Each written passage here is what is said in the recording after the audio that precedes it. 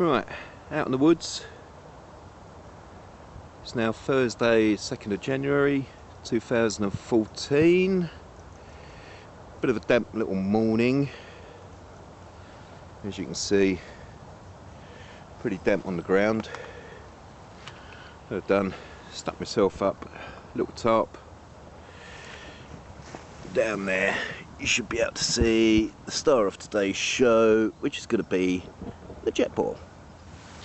So, JetBoil. You're just going out for a walk and just want to boil some water up for a brew without lighting a fire. It's a good little bit of kit. Not the only bit of kit, but it's a good bit of kit. A nice little rubber sealy lid there, which keeps everything in place. And the good thing about this is it all sort of stows into itself. This little bit that just goes in that sleeve down the side,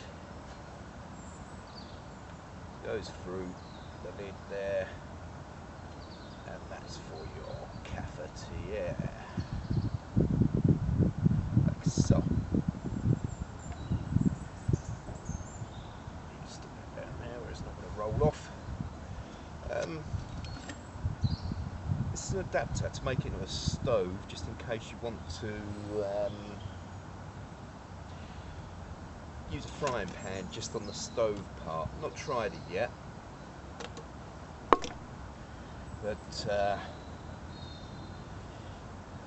sure it works fine. I must admit, if I'm using a frying pan on a stove, I've got much better stoves that are more useful for making that. That just screws on there. Screwy. Now, I've heard people say that these are a bit top heavy and unstable. I don't know whether they're actually using this little stabiliser. It's got a couple of notches that actually clips in to the bottom of the canister. This one's a smaller one, so it goes in on the inner ones. Simple as that.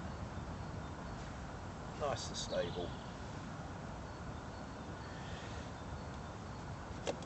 Little bottom which covers up the very delicate little fins, keep those clean. They're obviously crucial to the speed up of the boiling time of the JetBoil. And then that actually clips with a little bayonet fitting onto the pot. We get some water, like so. We go about halfway, 2 cups, that'll do me, otherwise I'll be buzzing my tits off. And then simply turn on the gas. This is the flash. It's actually got a igniter on there. Stick the lid on, do a little time check, I guess. Find the phone. Let's have a look. Right, 9:45 we've got it at now. So we'll see how long that takes to run through. As I say, it boils up at a very, very quick rate. Does this little JetBoil? I wouldn't want to be heating soup or actually cooking anything on here, because I reckon that just weld itself to the bottom of the pan, which is never good. Cleaning up afterwards, getting around in there and scraping. Obviously you could do boil in the bags, wrap packs and such like in there. Noodles, I guess, if you had super noodles, just boil up the water. You just then put the super noodles in and turn the speed off. I've had this about a year now.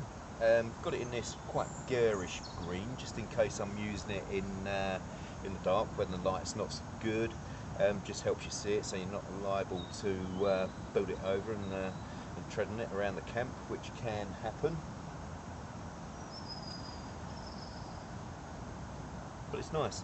I actually my wife and I, we come walking out quite often and have a little bit of breakfast and a brew. I'm normally responsible for cooking the breakfast. Sometimes I do it on a stove, but a lot of time I've got an open fire. My wife's got a number of different stoves and lovely shiny pots. One day we were low on gas. It was a bit of a cold day, and she was struggling to get a boiler. So I said to her, "Well, we've got a blazing fire there. Why don't you? We'll just hang your pot over the fire." And she didn't like that at all. Basically, she said, "Oh, she doesn't want all her pans all sooty and dirty, and then going into a pack and making all her pack stink of smoke and soot." So I thought, well, let's find the thing that does purely what she wants to do: boil up water in a quick time and make a good cup of coffee. Well, found the JetBoil system, and she absolutely loves it, and I absolutely love it. I must admit, for little walks like this, I'm only out for a couple of hours. Basically, it's 2.5 miles from where I live to the walk up here to the middle of the woods. So it gives me a good leg stretch, and you don't always want to have a fire. Yeah. The other thing is, this is public ground. There's a lot of dog walkers around, and I am quite a responsible sort of guy, I believe. So not always having a fire is the best thing to do. One of the things I will point out on this JetBoil is there's a little panel on the side here. Quite interesting. As the water heats up, as you can see, this goes from black to an orangey colour. There must be people out there, I guess JetBoil fault, who don't understand that when steam sort of escapes out of the top, you've basically got a boil up. But natty little bit doesn't do any harm, and it's useful. But I mean, that's now gone fully orange, and I would say we're going to start to get steam escaping very, very soon. Let's quickly check the time. 9:49, and as you can see, well, I hope you can see on the camera, we'll let it go a little bit further.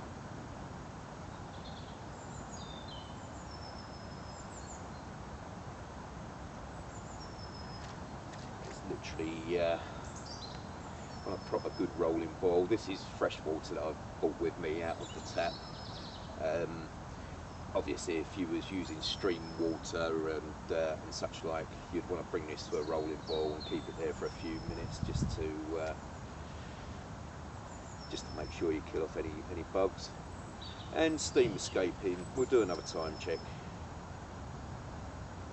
Yeah, 9:50. As you can see, that's a proper boil.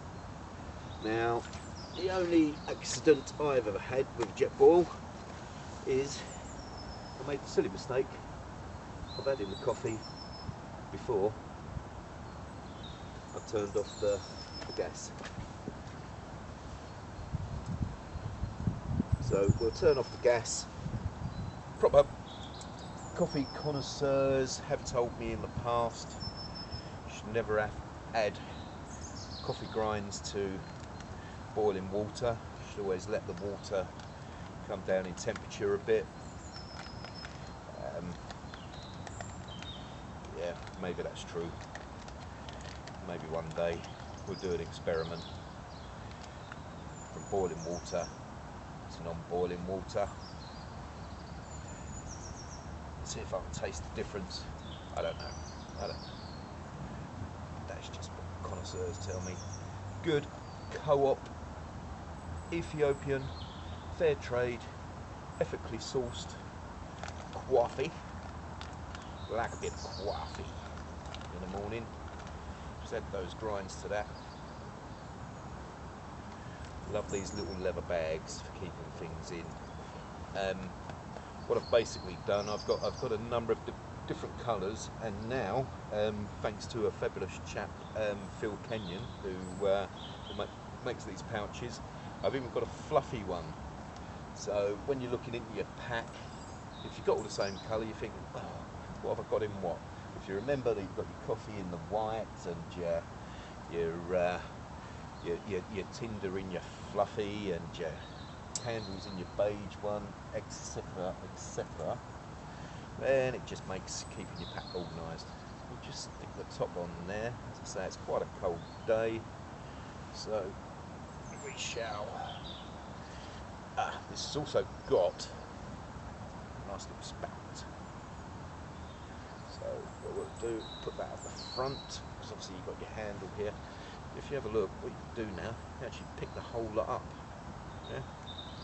Very natty, very natty. Bottom bit there that you cover up the fins with, you can use that as a little cup. I'm not a great lover of drinking out of plastic, although I have used that and drunk out of that.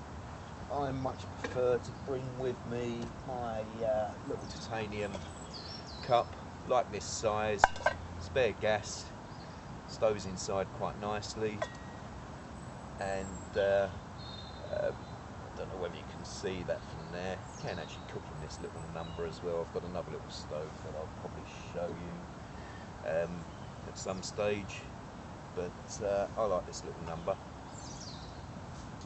Yes, I really do. Now, depends how strong you want your coffee, depends how long you want it to actually have a brew.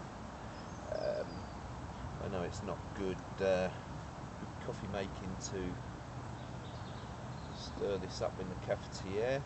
Just put the plunger down so the filter's there. Catch the majority of the grinds. Make sure our little top's on. And oh, as you can see, it's a good colour. Like so. Put it in there. Now, obviously, that's going to be the temperature of molten lava. Little drop of cold in the top. Little swish around. We have coffee.